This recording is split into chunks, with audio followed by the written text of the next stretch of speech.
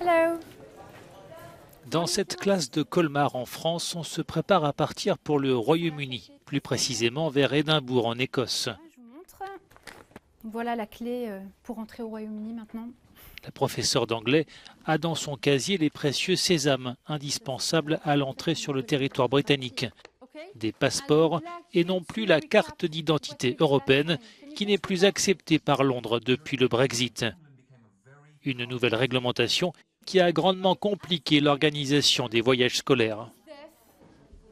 C'était un parcours du combattant. On a passé quelques nuits à se poser des questions quand même sur l'éventualité de tout arrêter. Et en fait, voilà, on a tenu le choc.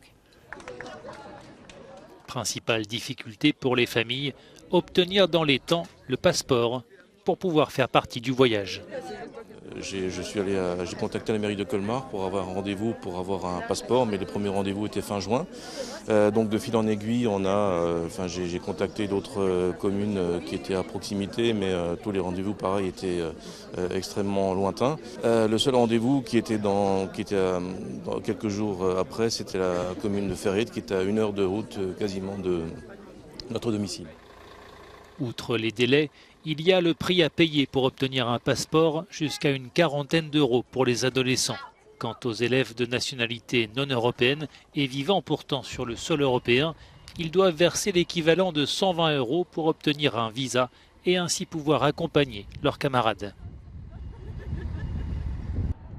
Les nouvelles contraintes administratives liées au Brexit ont pour conséquence de réduire considérablement les voyages scolaires vers le Royaume-Uni. De nombreux établissements, refroidis par ces nouvelles formalités, optant pour d'autres destinations de langue anglaise, notamment l'Irlande.